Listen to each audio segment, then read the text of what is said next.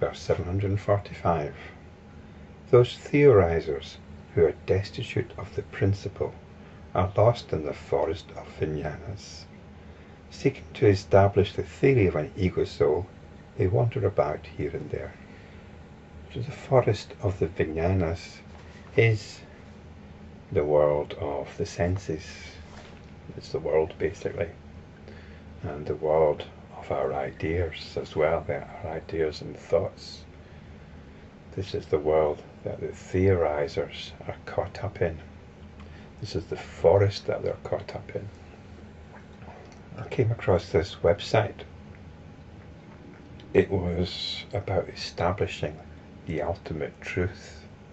I think it was by means of a contest, so anybody could put up their thesis for what the ultimate truth is. And the first one seemed to be quite popular. It was a very well written piece, quite insightful actually. But I wondered where it leaves you. Where does this piece leave you? There were some clever ideas in it. It didn't actually bring you to the truth. A piece on the ultimate truth should actually bring you to the truth.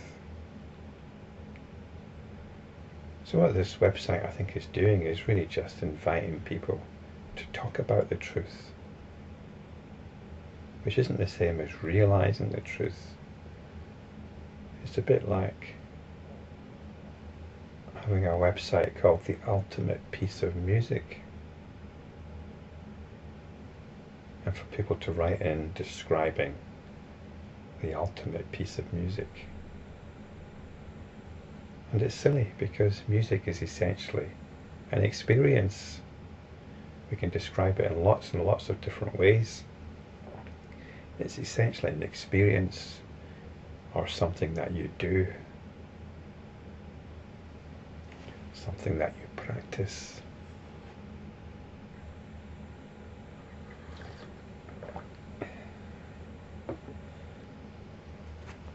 And this is the same with the truth. But there's such a temptation to talk about music and to talk about the truth. I suspect that's what people think I'm doing here.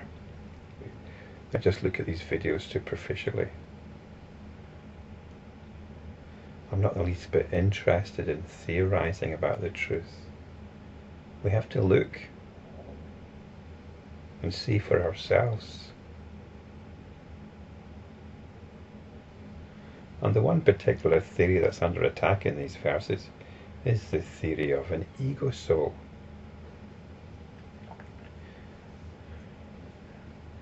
In India this would be called the jiva, which is something, if you look into Indian spirituality, you'll come across this. The jiva that is looking for liberation, which is looking for union with God through the cycle of birth and death and birth again. It's quite a nice picture. But what's the truth of it? How can this be known? Are we just taking somebody else's word for it? Well, the practice in these verses and in these videos is that of inquiry, of looking. What is it when we apply our attention? What is it that we can see is going on here? In stating this, I'm affirming that we have the capacity to realize the nature of what is going on here. I think if you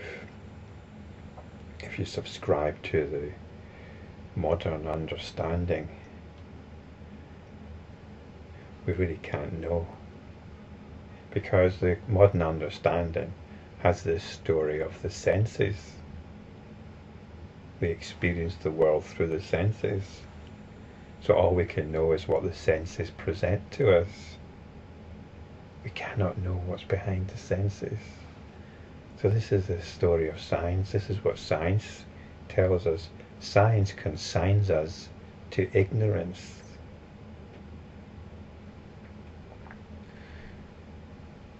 But when we look at what's going on here, when we look into the story of the senses, we find it's just that. If you try to understand how we can actually perceive an external world through the senses, it doesn't work. It doesn't add up.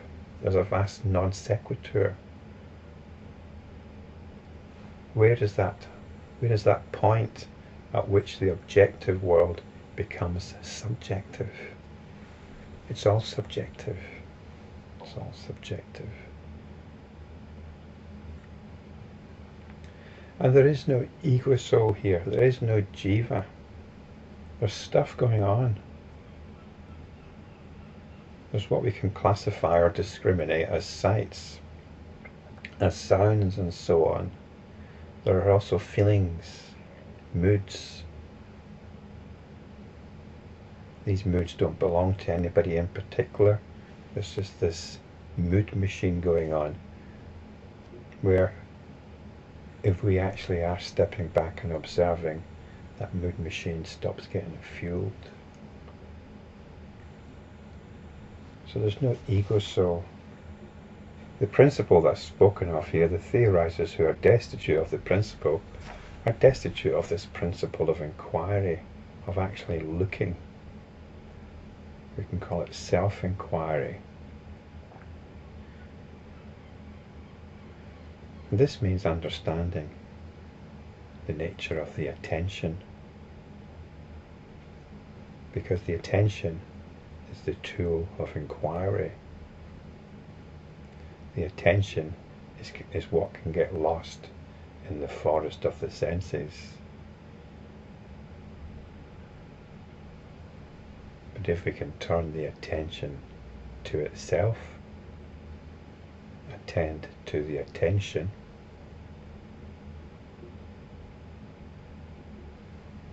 this sounds like a logical, self-referencing impossibility, but it's like allowing an elastic band that's being continually stretched to stop stretching. We take out the tension from the attention, and we come back to awareness, because the attention is just awareness stretched out from itself, consciousness projected out into space and into thoughts and ideas.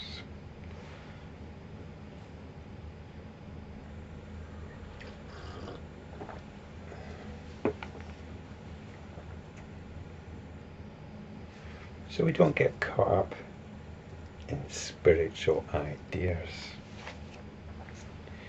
Although we can use spiritual ideas, and there's one coming up, which instead of the ego soul is a rather wonderful one. We can use ideas which help us appreciate what is going on here, what is going on when the attention rests in itself and pure awareness begins to shine. But I'll leave this until the next video.